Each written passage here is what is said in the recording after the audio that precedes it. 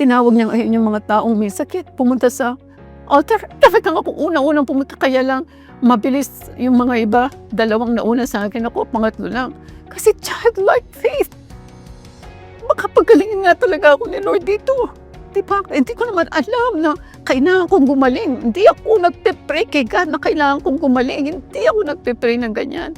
Gusto ko nga mamatay na. Nag-attempt akong mag-suicide 3 times. Kasi gusto ko na mamatay. Kasi sobrang painful. Pagkatapos ang dami pang utang na hindi namin kayang bayaran. Milyon-milyon. So pagdating doon, hindi ginanon lang ako ng anointing oil ni Pastor. Natilapol po ako. Pagkatapos na-heal completely. On the spot. On the spot. Parang yun, biglang lumiwanag yung mata ko. Kasi 20/20 vision, yung 500, no. All of a sudden, hindi na pwede yung salamin ko. Pagkatapos, nawala yung pain. Are you ready? Are you ready for a spiritual revival? For healing miracles in your life? For blessings and financial breakthroughs? Are you ready for a deeper relationship with God? Welcome to our program, Living the Blessing by Terry Chang Ministries.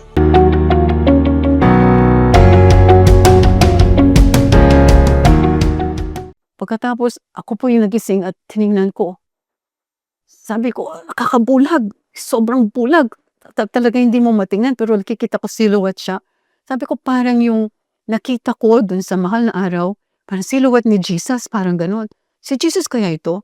So tinanong po niya ako ni Jesus. Ang sabi niya, number 1 na tinanong niya sa akin, Terry, if I asked you to quit your business and serve me, would you do it? Napakatagal ko pong sumagot.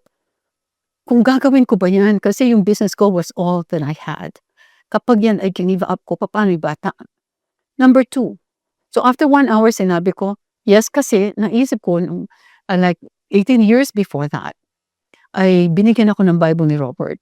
Hindi pa man kami mag-asawa noon kasi I was going to Hong Kong as a flight stewardess with Cathay Pacific. So binigyan niya akong Bible, binigyan niya yan sa akin para hindi ko siya pagpalit or something like that. So binasa ko yan, pero binasa ko yung early portion lang ng Old Testament. Nakita ko si God pumapatay ng tao. So ayaw ko nang basahin kasi natatakot ako. Pumapatay pala ng tao itong Diyos na ito. So yan ang naisip ko nung tinanong niya ako if I wanted to quit, if I could quit my business and serve Him. Pero dahil natakot ako, baka patayin niya ako, sinabi ko yes. Tapos tinanong niya akong pangalawa, Terry, if I asked you to withdraw all your money and use this money to serve me, would you do it? Pagkatapos, lalo na pong nagtagal kasi I only had 90,000 pesos in the bank. Although at that time, it's a long time ago, 27 years ago, malaking amount yan. Pero yun ang aking pera para kay Ivan. Just in case, meron akong bubunin emergency fund ko kay Ivan. Sabi ko, ano ba namang klase itong Diyos na ito? Bakit hinihingi pati pera ko? Natakot naman ako baka patangin. Sabi ko, sige po. Yes, bibigay ko yung pera. And then yung third question, Terry, if I ask you to sell all your properties and use the proceeds to serve me, would you do it? Naku, sabi ko walang ititira sa akin, pati properties. And dami-dami naman naming mortgage. Tsaka sabi ko, Lord, conjugal properties yan. Pag ma-convince mo si Robert, sige, by all means. Sa'yo na yung proceeds. And then, after nakaupo ako, biglang umalis siya. Without explaining to me anything else, biglang umalis siya. At siya ay dumaan sa pinto without opening the door. He went through the door. Nakita ko, nakastep siya ng ganyan kataas. Hindi siya naglalakad. He was floating. Ang ginawa ko, tumayo ako. At binuksan ko yung pinto and then I followed him nasa corridor. So nagpo-float siya na ganyan. Sabi ko, Lord, sabihin niyo po sa akin kung anong gusto niyo, ano bang sinabi niyo to serve you. How do you want me to serve you? I want to know how you want me to serve you. Pagkatapos mo, hindi niya ako sinagot. Hindi niya ako pinapansin. Ginawa ko, hinabrot ko yung kanyang hemline. Pagkatapos, before he knew it, it disappeared through thin air. Nawala siya and I was back in the room, lying on my bed. Nandun ako sa kama. Nakahiga. Sabi ko, ano ba yun? Panaginip ba yun? Parang totoong-totoo kasi yung countenance. Parang may cloud na hindi mo maintindihan doon sa room na yun. Parang totoong-totoo. Tapos, kaya ako nasabing totoong-totoo. Because for the first time in my life, kasi 18 years talagang grabe yung pain na dinanas ko dito sa marriage ko, napakaraming talagang sobrang pain ang dinanas ko. Tapos may all of a sudden, meron akong peace and joy in my heart. Paano nangyari yun? And I was in pain because of the cancer. Sabi ko, paano nangyari? Meron akong peace and joy. Never ko na-experience ang peace and joy na yan for a very, very long time. So, kaya alam ko, meron talagang visitation na nag-take place. Of course, I never believed na meron Diyos. The following day, I got picked up by my partner kasi meron kami experimental site doon tungkol sa mga agriculture products. Meron ako 3,000 people. Ginagawa namin ay nagdi-distribute kami ng agriculture products all over the Philippines. Meron akong construction company with 200 people working for me. So this time, yung experimental site, dadalawin namin, titingnan namin kung nag-yield talaga by 30% yung mga chemicals dahil yan ang pinangako sa amin ng supplier. Pagkatapos, sinundo ako ngayon itong doctor na to. And dumating na kami sa experimental site. The journey took us about an hour. Binuksan yung pinto ng aking partner. Tapos sabi niya, Terry, di ko akalain ang ganda-ganda ng voice mo. Almost angelic. You were singing about Jesus. Nagulat po ako na ganyan. Grabe talaga yung experience. Sabi ko, ha? Sabi ko, don't pull my leg, doc. Because I cannot sing. Ako yung sintonado. Pagkatapos, so mga questions ko, sintonado ako. Sino yung magandang boses na angelic voice na yun? Number 2, I didn't know any song about Jesus. Sino yung kumakanta? So number 3, sino yung kumakanta doon sa kotse?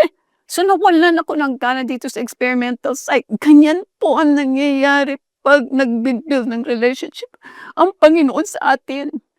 You don't care about the physical things anymore. Isipin mo yan ang care ko. At that time, para sigurado hindi marimatay ang bahay namin, para may perang, may iwan si Ivan, kung mamatay man ako, etc. etc. Tapos, sumama ako doon sa mga farmers kasi papakita nila yung wala akong kagana-gana kung nag-yield nga ng 30% yung kanilang crops. Ang pagkatapos na wala talaga ako kagana-gana. Tapos sabi ko sa partner ko, can you take me back to the hotel? So 10 minutes na, kain ng konti. Tapos punta na ako sa hotel. Tapos naligo na ako. I was so exhausted. Umiga ako na ganyan nakatulog. 2 o'clock in the morning. Nandito na naman. Itong Diyos na ito, tinawag na naman ang pangalan ko 3 times. Terry. Pagkatapos, this time talaga, grabe po yung effect sa akin dahil binalikan ako nito. Sino ba naman ako? Bakit ako babalikan nito? Tapos, itatanong niya yung question. Hindi na ako nag-isip ng 1 hour or anything like that. Pagkatanong niya, yes, Lord, I will quit my business and serve you.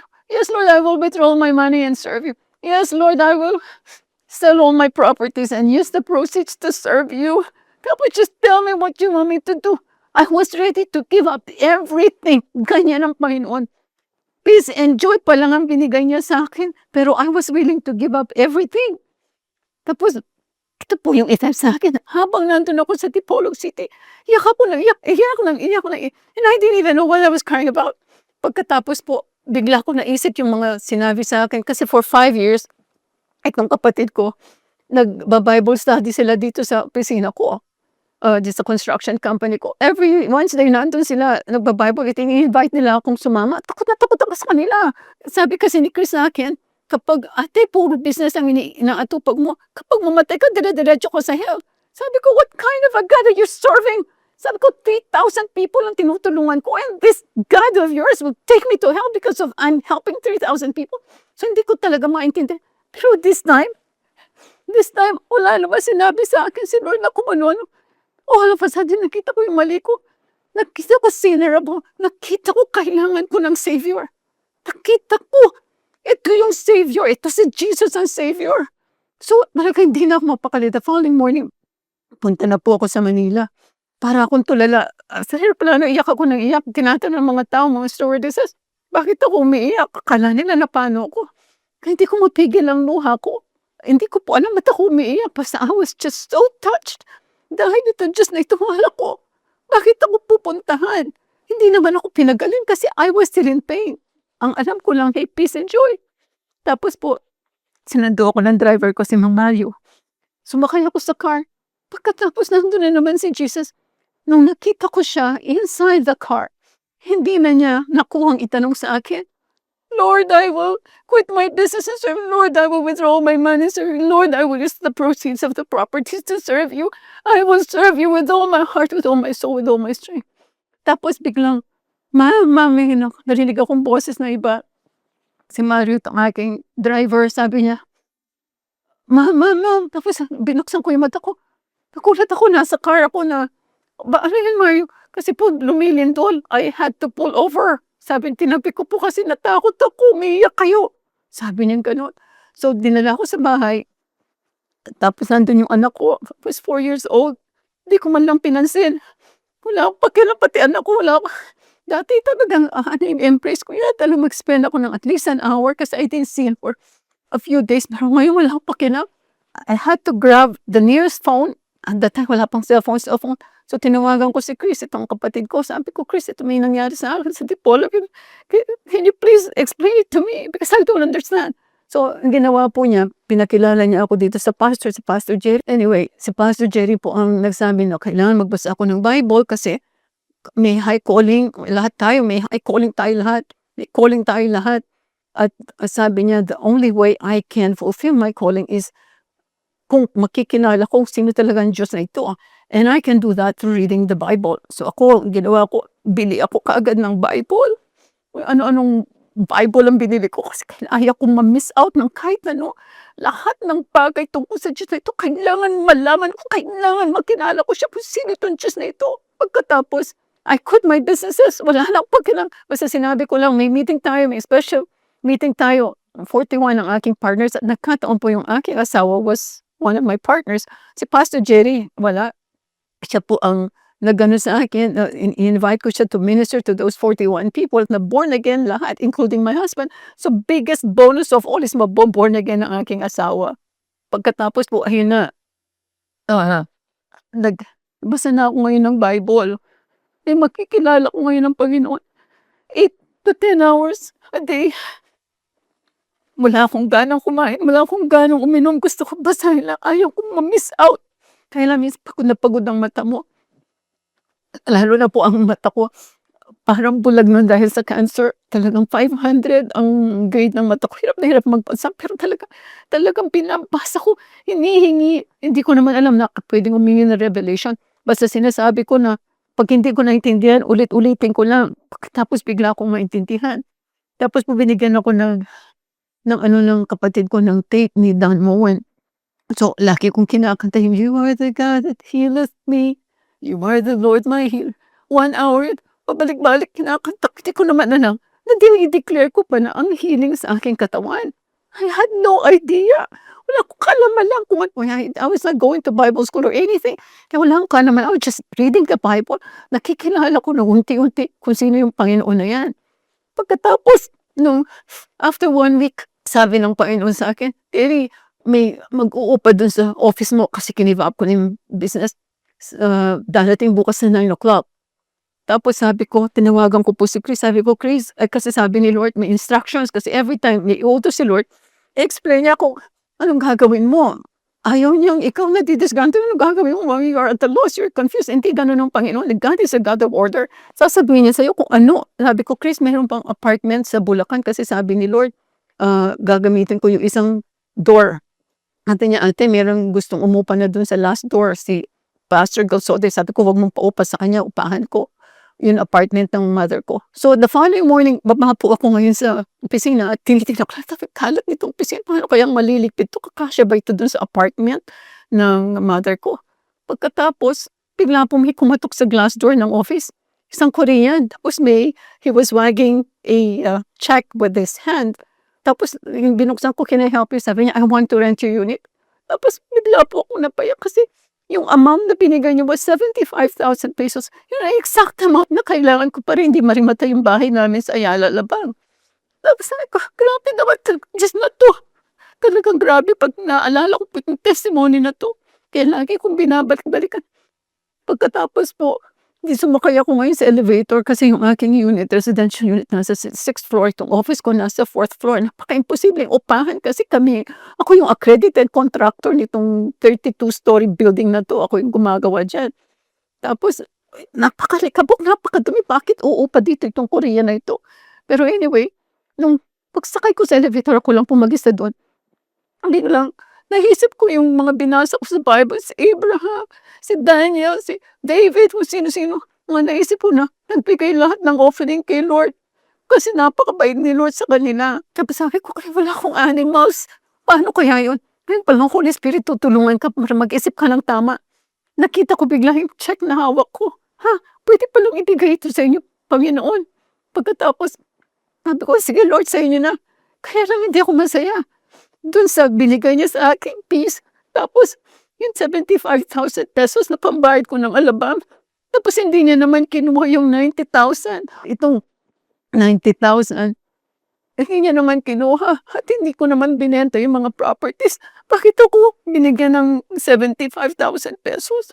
So sabi ko, "Lord, ito pong 75 sa inyo pero hindi ako masaya. Gusto ko mas malaki pa diyan kaya lang wala naman akong pera." Kundi yung 90,000. Tapos bigla ko naisip, yung lahat ng proceeds itong aking apartment, itong office ko na 'to, ibibigay ko kay Lord kasi I own the office. May bayad yun na 25,000 a month. Pagkatapos po, kinahanglan ko ngayon lahat ng rental proceeds ng unit ko na yun ay mapupunta sa kanya. Tapos nagkaroon ako ng peace sa aking heart. Sabi ko, yun pala yun. Offering! Yun ang sinasabi ko, offering. Bago lahat. Mag-offer kasi siya munang magbibigay sa'yo. Titingnan niya ngayon ikaw, ite-test ka niya. Ikaw ba, iisipin mo siya, mahal na mahal mo siya, para i-offer mo everything that you have. Titingnan niya. So nakita niya sa heart ko. Samantalang, hindi ko talaga maisip, hindi naman niya kinuha yung 90,000. So ngayon po, after 2 weeks, kailangan akong maoperahan kasi kung gusto ko daw mawala yung pain kasi sobra yung pain, kailangan ma-chemotherapy or something. Tapos may surgery. Tapos po, di biglang nasabi ko kay Chris na ooperahin ako, para humaba ang buhay kahit na 1 year, kahit na basta humaba but walang pain kasi yung chemotherapy ng pampatanggal ng pain. Napakasakit ng nararamdaman. Pagkatapos sabi ng kapatid ko, "Ate Terry, pumunta ka dito sa next week meron kaming healing session. Pumunta ka dito. Hindi will ni Lord na tanggalin ang mga reproductive organs mo. Kasi hysterectomy yung gagawin sa akin. Kasi may risk. Kasi kapag ginalaw yun at tinamaan, metastasize na sa buong katawan, di ba? At that time, hindi ko po alam na metastasize na sa breast. Hindi pa alam ng mga doctor. Pagkatapos po, kinancel ko muna yung surgery. Pinapostpone ko sa doctor. Pumunta muna ako dito sa church ni Chris na sa bahay lang po ginawa. Tapos puro mahihirap pa yung mga bata lang, mga tao, mga teenagers na nakatsinelas lang, na may butas-butas yung mga maong nila, mga ganyan. And ganito pala yung church ng born again. Sabi ko, mahirap pala sila. Tapos po, biglang tumawag itong pastor, nag-preach. Tapos sinabi niya, Pastor Marvin De Horas ang pangalan. Tinawag niya ngayon yung mga taong may sakit, pumunta sa altar. Talagang ako unang-unang pumunta, kaya lang mabilis yung mga iba. 2 nauna sa akin, ako pangatlo lang. Kasi childlike faith. Makapagalingin nga talaga ako ni Lord dito. Di ba? Hindi ko naman alam na kailangan kong gumaling. Hindi ako nagpe-pray kay God na kailangan kong gumaling. Hindi ako nagpe-pray ng ganyan. Gusto ko nga mamatay na. Nag-attempt akong mag-suicide 3 times. Kasi gusto ko na mamatay. Kasi sobrang painful. Pagkatapos, ang dami pang utang na hindi namin kayang bayaran. Milyon-milyon. So pagdating doon, hindi, ginanon lang ako ng anointing oil ni pastor. Natinapol po ako. Pagkatapos, na-heal completely. On the spot. On the spot. Paano kung yun? Biglang lumiwanag yung mata ko. Kasi 20/20 vision, yung 500, no? All of a sudden, hindi na pwede yung salamin ko. Pagkatapos, nawala yung pain, yung vertigo, yung excruciating pain, yun ang pinakagrabing manifestation ng healing. Kasi nawala. All of a sudden, hindi na ako umiinom ng painkillers. Tapos, wala ng pain. Anong tawag dyan? Pagkatapos, yung aking, itong ovary, ang liit-liit, parang nag-shrink. Hindi ko maintindihan. Sabi ko, kumaling ata ako, hindi pa ako sigurado. So, ang ginawa ko po, pumunta ako sa gynecologist ko, sa tinest-test nila. Wala ng cancer, walang sign of cancer. Sabi ng gynecologist ko, hindi ako pumapayag ng ganito kasi imposible yan. Pumunta ka sa oncologist, yung aking cancer specialist, kasi she will know better. So pumunta, test na naman, Sangkaterman test. wala na lang ang cancer. Kaya sabi ko, nagpapagaling pala itong Diyos na ito. Diyos ko, sabi ko alam kung paano ako magpasalamat sa kanya. Sabi ni Chris, ate, pumunta ka next week kasi magbigay ka ng testimony. Kasi pag hindi ka nagbigay ng testimony, babalik ang cancer sa'yo. So, syempre, ayaw mo nang magka-cancer ulit. Saya-saya ng pagkiramdam ko na bumalik po ako nung 1 week later. Pagkatapos, nung nagka-testimony ako, hindi pa sila nakarinig ng ganyang testimony siguro sa church. Tapos nakaganyan lang sila. I was jumping up and down. Hindi ko paano ko express yung sarili ko na totoo ang Diyos na mahal tayo ng Panginoon. Kung tayo ay maging pure lang ang ating puso na mahalin natin siya the way na gusto niyang mahalin natin siya. Hindi niya maaaring ipagkait yung lahat ng blessings na yan. Hindi. Kasi sinabi na niya, binigyan niya yung mismong sarili niyang anak na nagdusa, nagsuffer, dinuraan, hinubaran, sinaktan, pinatay para sa akin. Kung yan ang may isip natin, hindi maaaring hindi tayo gagaling.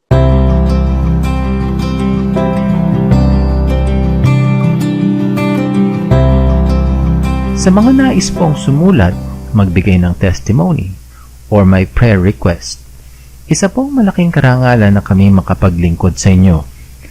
Kayo po ay maaaring pumunta sa aming website sa www.terrychang.org. Inuulit ko po, www.terrychang.org. Maraming salamat po. Hi, si Pastora Terry Chang po ito. Nawa po ay na-bless kayo sa mensahe ng Panginoon para sa araw na ito dito sa aming programang Living the Blessing ng Terry Chang Ministries. Ang sabi po sa John 8:32, "You shall know the truth, and the truth shall set you free." Kung gusto mo ng kalayaan, tatanggapin mo si Jesus at ililid kita dito sa prayer na to. Your life will never be the same again. Dadaloy ang kanyang buhay, ang kanyang presensya sa lahat ng areas ng iyong buhay. So, ipikit mo ang iyong mga mata kung ikaw ito at ililid kita dito sa prayer. And pray it from the heart as if it is your own.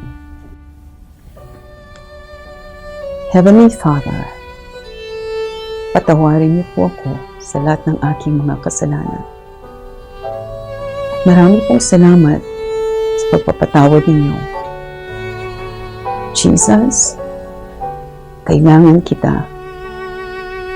Come into my life and be my Lord and Savior. Holy Spirit, change me, mold me, transform me into that person that you designed and created to be. Amen. Ayan, born again Christian ka na. Congratulations. Tandaan niyo po, mahal ko kayo at mahal kayo ng Panginoon. God bless you.